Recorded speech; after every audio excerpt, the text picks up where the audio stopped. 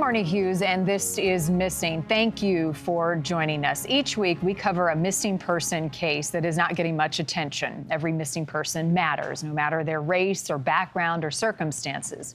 By highlighting these cases and sharing their stories, we believe every case is solvable. And together, we can bring answers to the family and friends of the missing. This week's featured case is Mason Roberson, a teen from Alaska, missing since May of 2024, following an exchange with his parents. I went down to the kitchen and he was heating up some pizza in a microwave and he was visibly impaired, and so I asked him about it, and he threw his plate of pizza and broke it and stormed downstairs where his room is. After that, Mason took off, texted his family saying, "I don't need you." Well, for months, there was no word from him until a shocking text coming up, that text message, and then another as we look into Mason's disappearance and whether those messages came from him. First, though, several other cases that we're following, starting with an update on that missing girl from Utah. Her name is Alyssa Petrov, 15 years old. Thankfully, after 6 weeks, we have now learned Alyssa is back home and she is safe with her family. Investigators say Alyssa walked into a police station 500 miles from her home. It is not clear how she got to Colorado or who she was with. Police have made 3 arrests in this case. One is Samuel Mitchell, 41 years old, from Harriman, Utah. He made his first court appearance this week, facing charges of enticing and sexual exploitation of a minor. Investigators say he was communicating with Alyssa through the Discord app. Apparently, they had discussed meeting up in person, and according to a warrant, she had even asked him to kidnap her and had messaged him that she was going to run away. Also, a Florida man and a man from Texas have been charged in this case, and they are in custody for exploitation and enticement of a minor. We also have an update on that missing woman from Hawaii, Misha Johnson. Her Army soldier husband, who is now charged with her murder, has now admitted to killing her during an argument in 2024. Misha was 6 months pregnant at the time, just 19 years old. Family and friends desperately had searched for her. Johnson, in a court hearing, said that he hit her in the head with a machete, adding that he was trying to hurt her, but not kill her.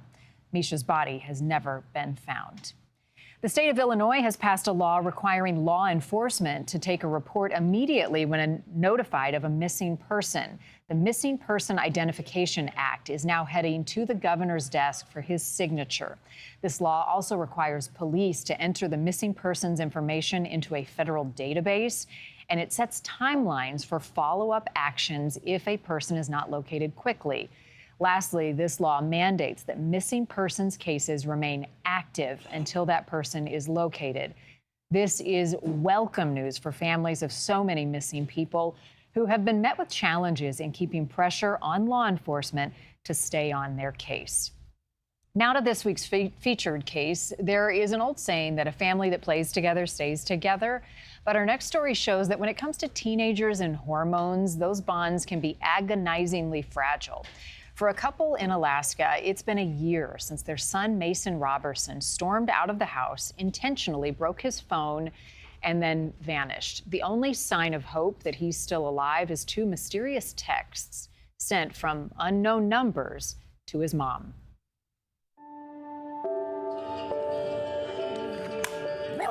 Happy birthday to you. I also have one. Oh, no way! From fishing trips around the family home in Anchorage to annual Hawaiian vacations, images of a happy family with son Mason Roberson.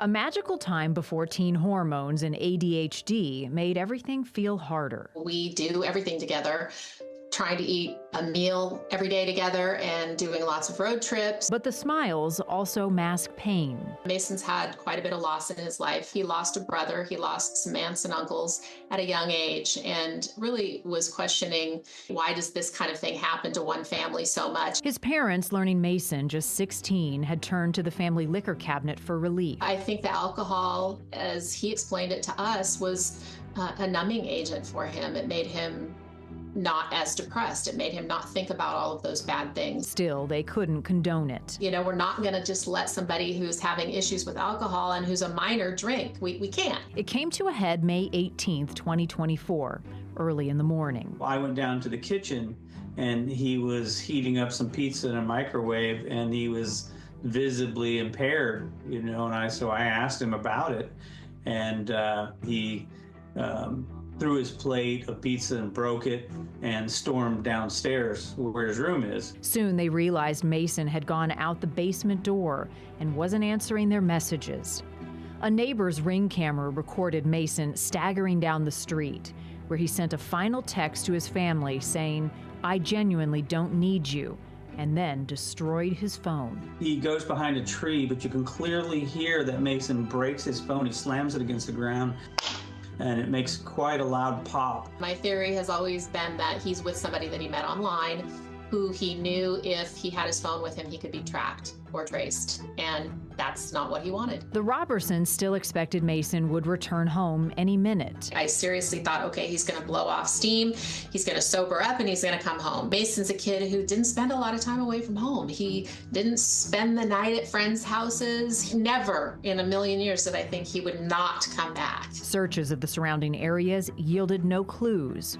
Then, 6 months later, a shock. So on Mason's 17th birthday, which was November 1st, I received a text about 7 o'clock in the morning. And it basically said, "Long time no see. I hope you are all right." And our family uses that saying, "long time no see," a lot. We joke, Mason comes up from the basement, "Hey man, long time no see." But when she texted back to the unknown number, no answer. Then just weeks ago, around Mother's Day, another text from a different number, asking, "How was your day? Did you have some fun?"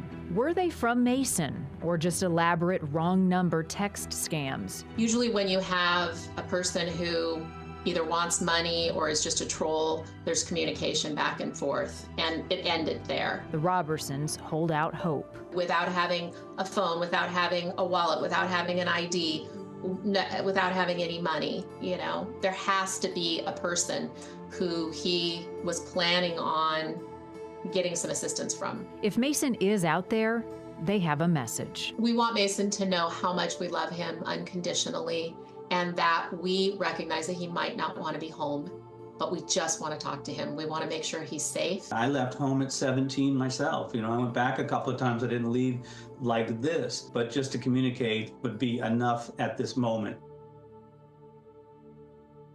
Mason's parents, Marty Romero and David Roberson, are with us now. Thank you both for your time, and I'm sorry the stress of the last year I know has caused you both with Mason being gone. Mom, I want to start with you first and these texts. What does your mother's intuition tell you about these messages that you received? Just the wording that was used, the grammar and the punctuation on the first one was spot on. And Mason is an incredibly intelligent individual, and he's very precise in his grammar. And so it was spot on. And so that was very telling for me. I'm also very much a realist, and I want to believe that that's him. But there's a lot of things about these texts, as I mentioned, with him not responding, or the person who texted not responding at all, gives us hope that it's him. A lot of these texts that we've received, people are going back and forth, wanting money, telling us that they know where our son is, et cetera. And none of that was the case with either of these two. So it does give us some hope. What did you say in response, Marty? What was your reaction text? Who is this?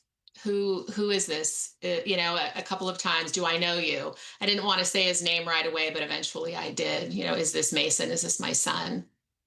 And no response. No response. David, I know both of you are asking people all over the country to look out for Mason, to take a close look at his photo, particularly in California. Do you believe that he did leave Alaska?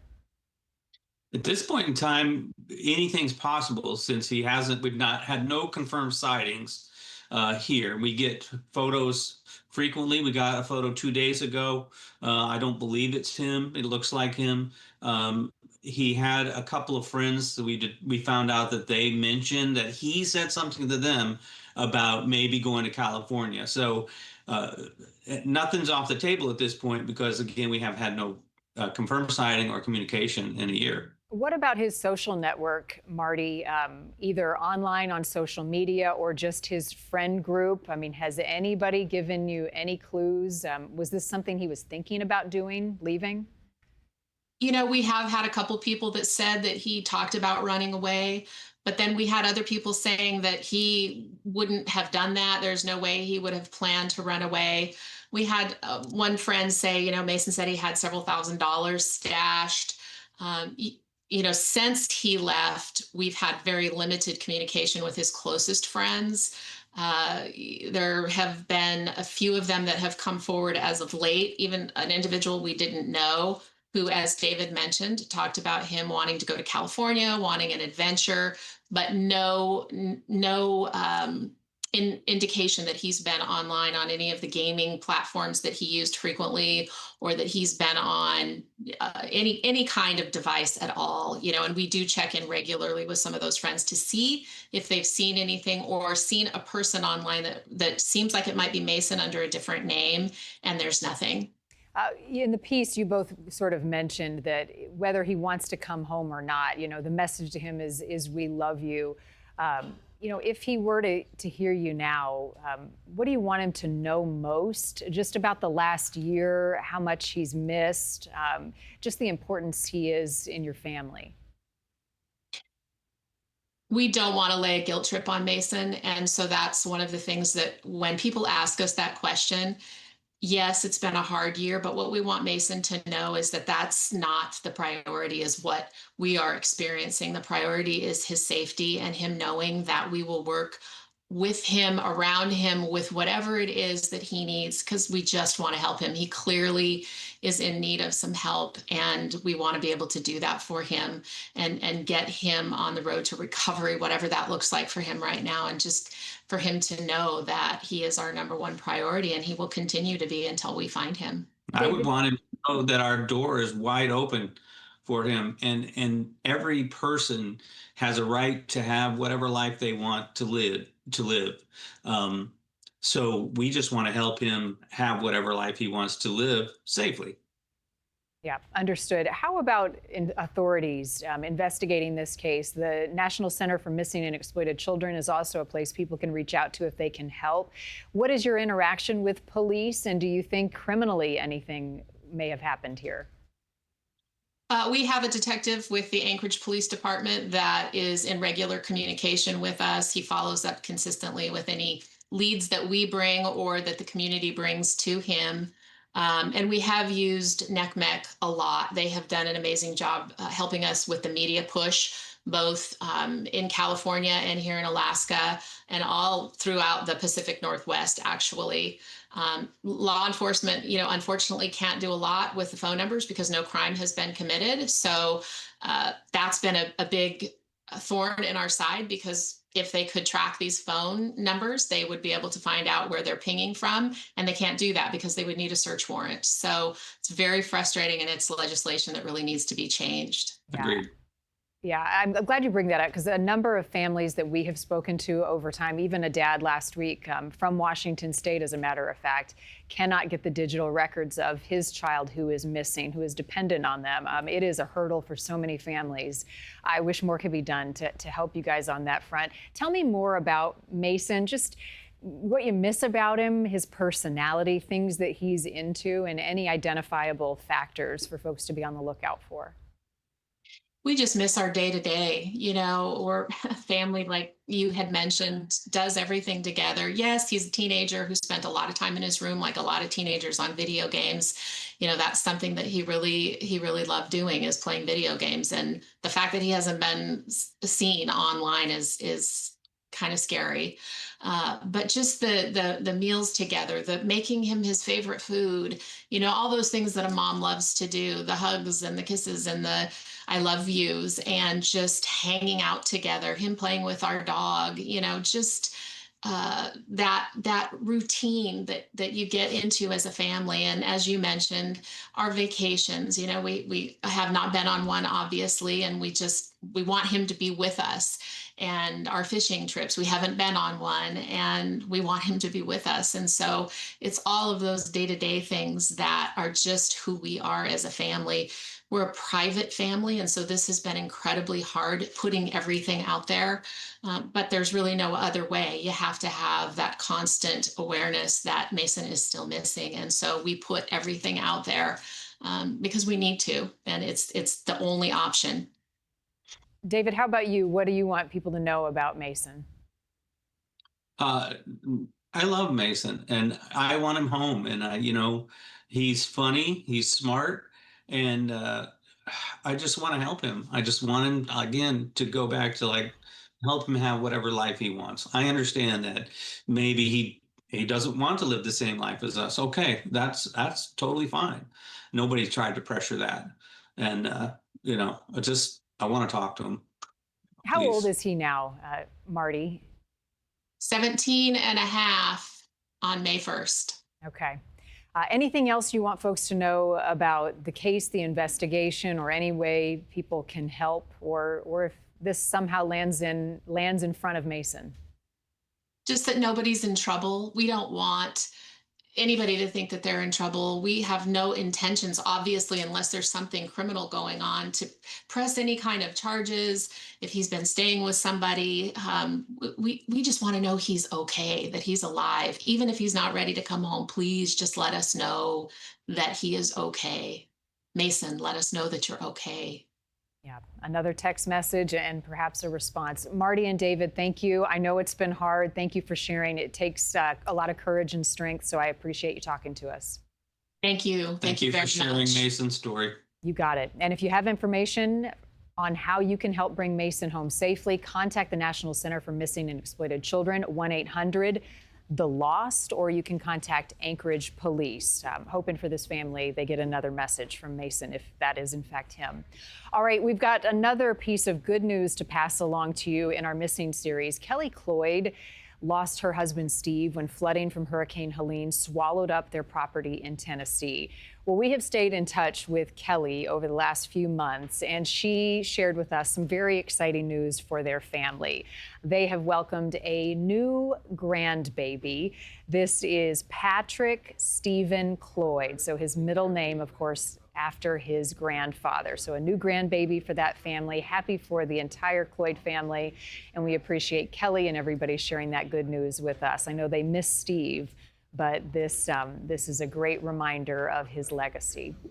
All right, if you have a missing case that you think we should look into, please send it to us. Submit cases at newsnationnow.com/missing, and make sure you sign up for our weekly missing newsletter so you can get the latest details on the cases that we are currently investigating. As always, thank you for tuning in. I'm Marni Hughes. We'll be back next week with another new missing case.